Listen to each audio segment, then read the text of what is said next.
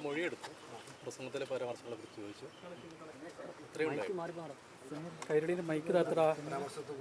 ചോദിച്ചു. ഞാനതിന് മറുപടി പറഞ്ഞു. പ്രസംഗം എന്ന് പറയുന്നത് നമ്മൾ ഒരു പൊതുപ്രസംഗമാണ്. അതിൽ കാഷ്വലായിട്ട് വന്നൊരു പരാമർശമാണ്. അതങ്ങനെ നിയമപരമായിട്ട് തെറ്റുള്ളൊരു കാര്യമല്ല. എന്നാൽ അത്തരം പരാമർശങ്ങൾ, ഉപമകൾ, അലങ്കാരങ്ങളൊക്കെ പ്രാസംഗികരുടെ ഒരു രീതിയിൽ വരുന്നതാണ്. പക്ഷേ രാഷ്ട്രീയമായിട്ട് അതിലൊരു പെശകുണ്ട്. ഒരു പെശകെന്ന് പറയുന്നത് എൻ്റെ പാർട്ടിയുടെ നിലപാടുമായി ബന്ധപ്പെടാത്ത ഒരു സംഗതിയാണത്. കാരണം സ്ത്രീകളെക്കുറിച്ചുള്ള ഞങ്ങളുടെ നിലപാടിൽ നിന്ന് നിരക്കാത്തൊരു പരാമർശം വന്നുകൊണ്ടാണ് ഞാൻ അന്ന് തന്നെ ഒരു പ്രസംഗം കഴിഞ്ഞൊരു മണിക്കൂറിനുള്ളിൽ എൻ്റെ ഫേസ്ബുക്കിൽ ഖേദം പ്രകടിപ്പിക്കേണ്ടായി. പക്ഷേ ആ ഖേദപ്രകടനത്തെ തൃപ്തിയാവാതെയാണ് ഇപ്പോൾ കേസ് കൊടുത്തിട്ടുള്ളത്. കേരളത്തിൽ ധാരാളം പേര് പല രീതിയിൽ പ്രസംഗിച്ചിട്ടുണ്ട്. പക്ഷേ അവർക്കെതിരെയൊന്നും അങ്ങനെ കേസെടുത്തിട്ടില്ല. അതിനുശേഷം വലിയ സൈബർ ആക്രമണമാണ് എനിക്കും കെ രമയടക്കമുള്ളവർക്കെതിരെ ഉണ്ടായത്. ഞങ്ങൾ അതിനെ നിയമപരമായിട്ടും രാഷ്ട്രീയമായിട്ടും നേരിടാനാണ് തീരുമാനിച്ചിട്ടുള്ളത്. തെറ്റാണെന്ന് തോന്നിയതുകൊണ്ടാണ് ഞാൻ ഖേദം പ്രകടിപ്പിച്ചത്. ഇല്ലല്ല, രാഷ്ട്രീയമായി തെറ്റാണ്, നിയമപരമായിട്ട് തെറ്റില്ല.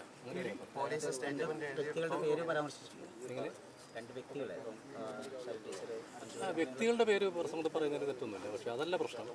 രാഷ്ട്രീയമായിട്ട് എൻ്റെ പാർട്ടിയുടെ സ്ത്രീകളോടുള്ള സമീപനത്തോട് യോജിക്കുന്ന ഒരു നിലപാടായിരുന്നില്ല. അത് അബോധമായിട്ട് വന്ന ഒരു പ്രയോഗമാണ്. അശ്ലീല പരാമർശം എന്നാലേക്ക് അതുകൊണ്ട് എനിക്ക് നിയമപരമായിട്ടില്ല. നിയമപരമായിട്ട് അതൊരു അശ്ലീല പരാമർശമല്ല. അശ്ലീലം എന്ന് പറയുന്നത് വേറെ ചിലതാണ്, അത് ഇതിനകത്ത് വന്നിട്ടില്ല. പക്ഷേ പാർട്ടിയുടെ നിലപാടുമായി പൊരുത്തപ്പെടാത്ത രാഷ്ട്രീയമായ പിഴവുള്ളൊന്നും ആയതുകൊണ്ട് ഞാൻ തിരുത്തിയത്. ഇല്ല ഇല്ല, അതൊക്കെ അവർ നേരത്തെ തന്നെ കേട്ട് കഴിഞ്ഞാൽ പലവണ കേട്ട് കഴിഞ്ഞിട്ടുണ്ട്.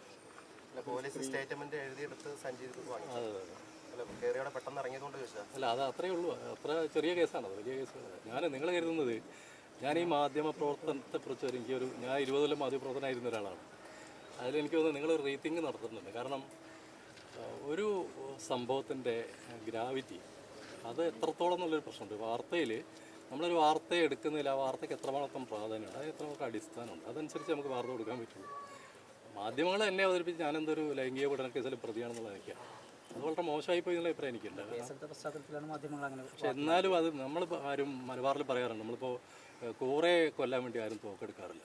ഓരോന്നിനും ഓരോ ചെറിയ ഇതുണ്ട്. മാധ്യമപ്രവർത്തനത്തിൽ അത് ആവശ്യമാണ്. ഞാൻ ചോദിക്കട്ടെ, ഇതുമായി ബന്ധപ്പെട്ട ഒരു ചർച്ചയിൽ CPM-ൻ്റെ ഒരു സംസ്ഥാന കമ്മിറ്റി മെമ്പർ സ്മൃതി വരുത്തിക്കാട് എന്ന് പറയുന്ന ഒരു സ്ത്രീയെ വളരെ മോശമായ ഭാഷയിൽ സംസാരിച്ചു. അവിടെ വല്ല പ്രകടനം നടന്നോ, കേസ് വല്ലതും നടന്നോ? അവർ ജീവിക്കാൻ വേണ്ടി ഒരു മാധ്യമത്തിൽ തൊഴിൽ ചെയ്യുന്നൊരു സ്ത്രീയല്ലേ.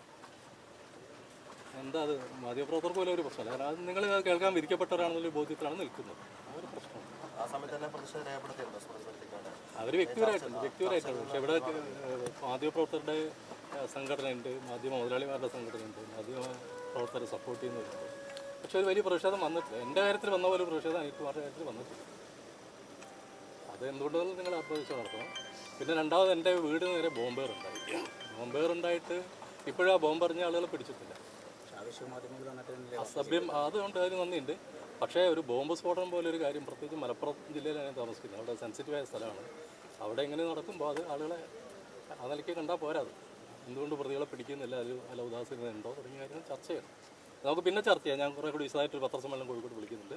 ഇപ്പോൾ പോലീസിൻ്റെ ഒരു നിർദ്ദേശമുണ്ട്, അതിപ്പോൾ നിൽക്കാൻ പറ്റില്ല. ഇല്ല, പറഞ്ഞാൽ ഹാജരാകും, പറഞ്ഞിട്ടില്ല. Thank you. പാർട്ടി എൻ്റെ കൂടെ ഉണ്ട്, ഞാൻ പാർട്ടിയുടെ കൂടെ ഉണ്ട്. പാർട്ടിയുടെ പിന്തുണയുണ്ട്. പാർട്ടി നേതാക്കൾ വേണു ചന്ദ്രനൊക്കെ ഇവിടെ വന്നിട്ടുണ്ട്. അപ്പോൾ നമുക്ക് നിർത്താം.